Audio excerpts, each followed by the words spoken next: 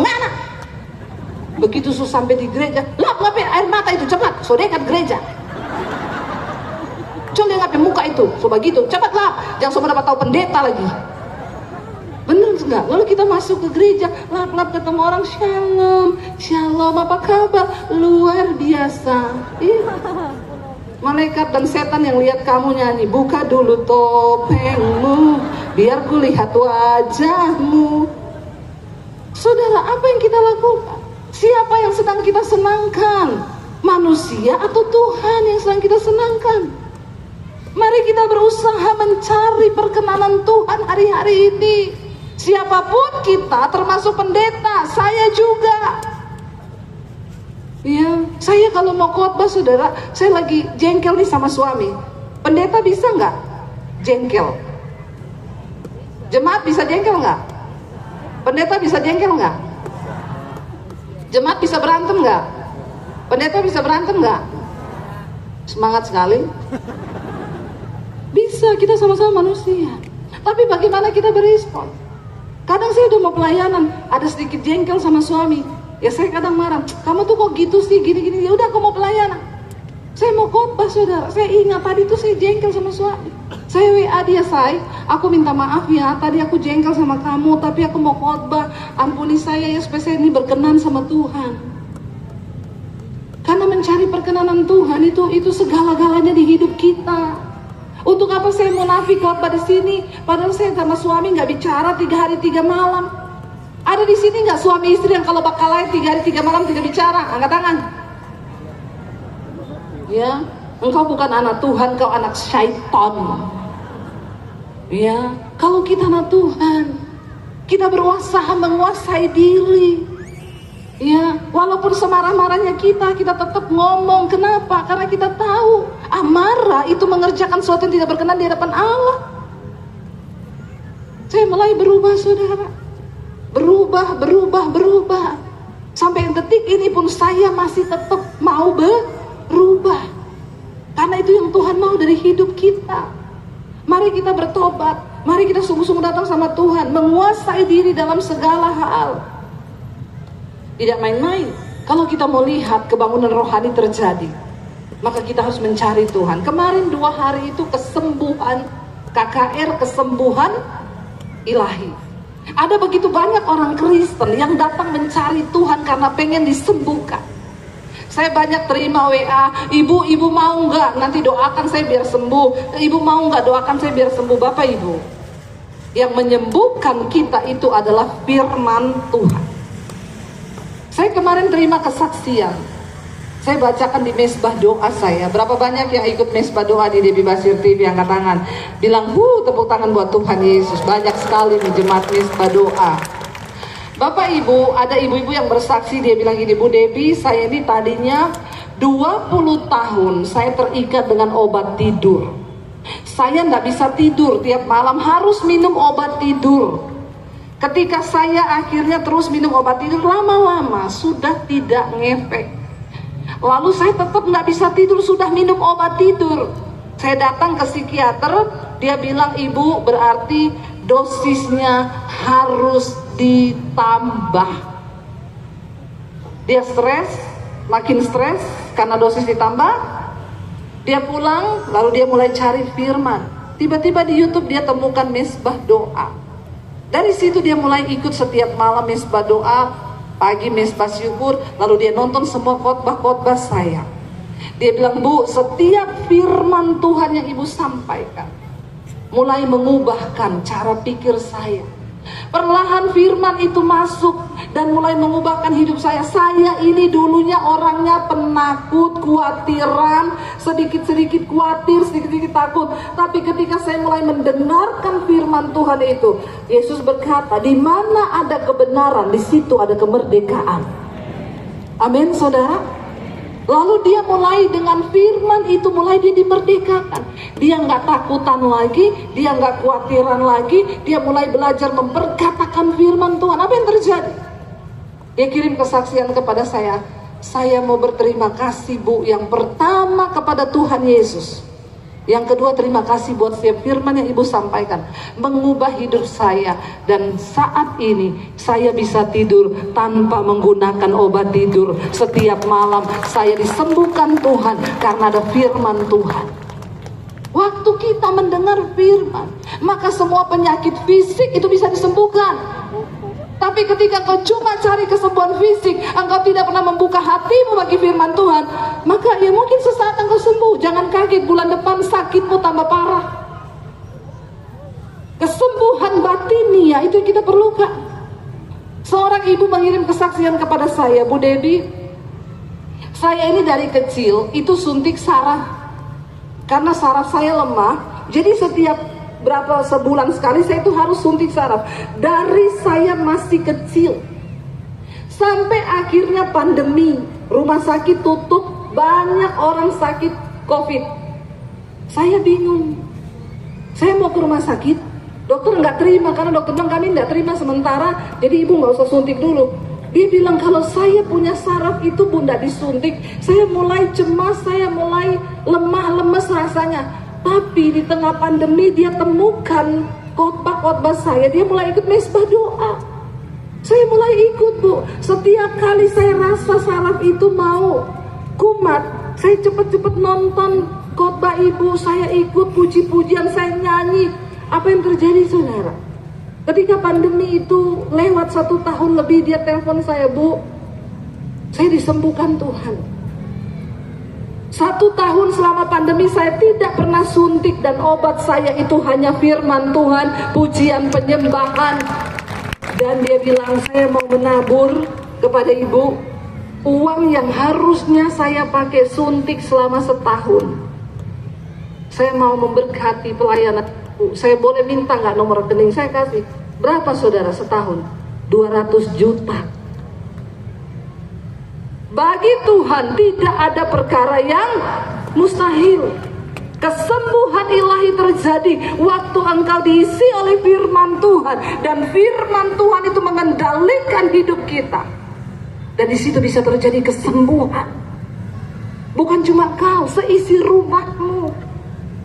Mari hari-hari ini kita semakin dekat dengan Tuhan.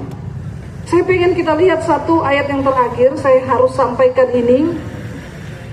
Saya dapat ini 2 hari lalu, yang kemarin saya dapat di hotel. Ini juga ayat saya bacakan di mesbah doa. Dan Tuhan bilang sampaikan ini buat kota Manado. Bagaimana supaya kota ini bisa penuh dengan kemuliaan Tuhan. Yesaya pasal yang pertama, ayat yang ke-21 ini menjadi peringatan bagi kita, umat Kristen, orang Kristen yang ada di kota ini. Tuhan berfirman kepada Israel, kepada Yerusalem yang mereka hidup berdosa. Bagaimana ini? Kota yang dahulu setia sekarang sudah menjadi sundal. Tadinya penuh keadilan dan di situ selalu ada kebenaran, tetapi sekarang penuh pembunuh. Perakmu tidak murni lagi dan arakmu bercampur air. Para pemimpinmu adalah pemberontak dan bersekongkol dengan pencuri. Semuanya suka menerima suap dan mengejar sogok. Mereka tidak membela hak anak-anak yatim, dan perkara janda-janda tidak sampai kepada mereka. Sebab itu demikianlah firman Tuhan semesta alam, yang maha kuat pelindung Israel. Aku akan melampiaskan dendamku kepada para lawanku dan melakukan pembalasan kepada para musuhku. Aku akan bertindak terhadap engkau. Aku akan memurnikan perakmu dengan garam soda dan akan menyingkirkan segala timah daripadanya. Aku akan mengembalikan para hakimmu seperti dahulu dan para penasehatmu seperti semula. Sesudah itu engkau akan disebutkan kota keadilan, kota yang setia. Sion akan kubebaskan, Manado akan kubebaskan dengan penghakiman yang adil, dan orang-orangnya yang bertobat akan kubebaskan dengan tindakan yang benar. Tetapi orang-orang yang memberontak dan orang-orang berdosa akan dihancurkan bersama dengan orang-orang yang meninggalkan Tuhan, akan habis lenyap.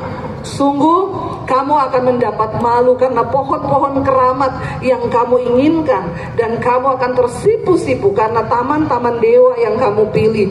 Sebab kamu akan seperti pohon keramat yang daunnya layu dan seperti kebun yang kekurangan air.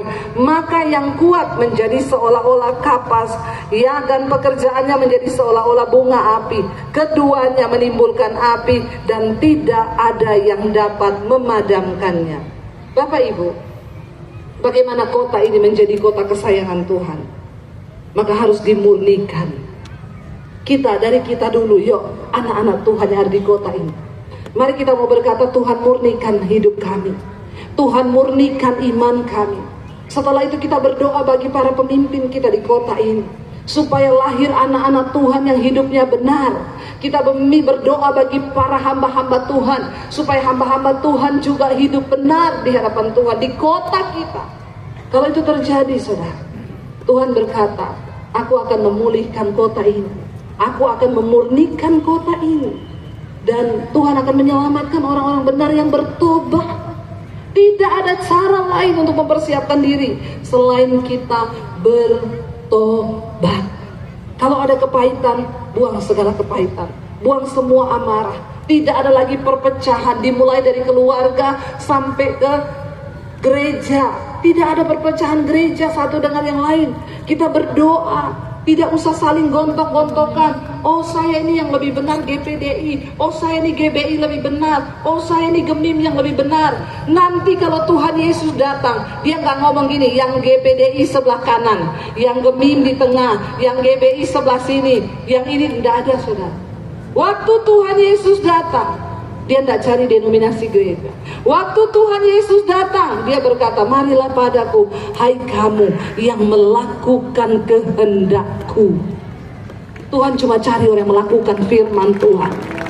Karena itu mari hari-hari ini kita mau berkata, Tuhan, kami mau menjadi pelaku-pelaku firman Tuhan.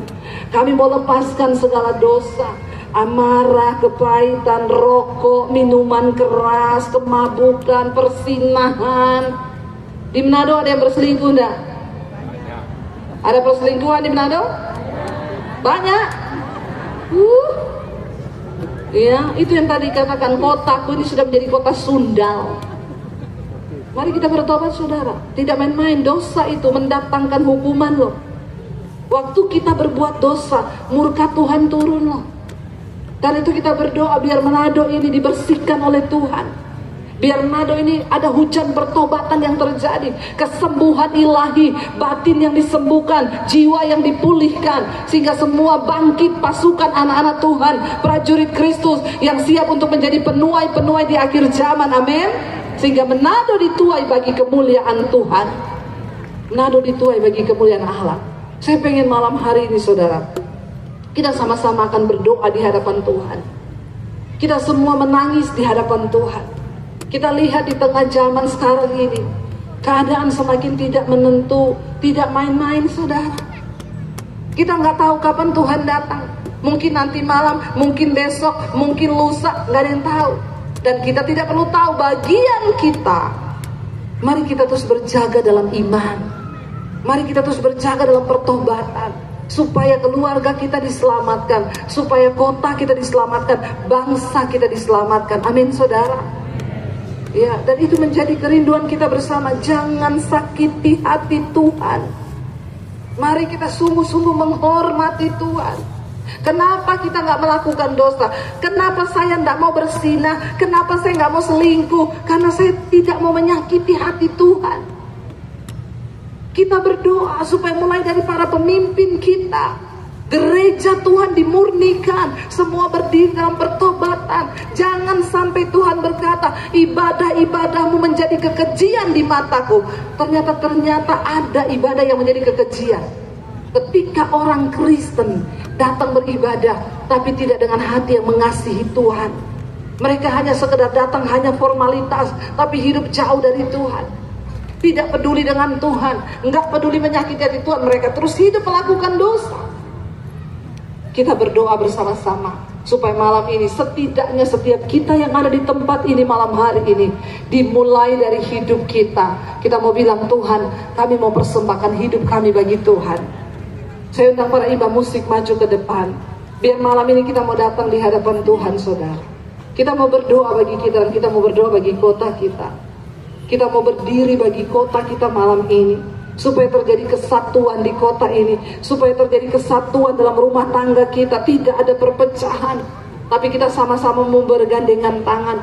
Kita sama-sama mau datang di hadapan Tuhan, merendahkan diri, menangis, dan sungguh-sungguh meratap bagi kota kita, bagi hidup kita. Ini waktunya kita datang di hadapan Tuhan. Mari kita bangkit berdiri bersama. Terima kasih Tuhan.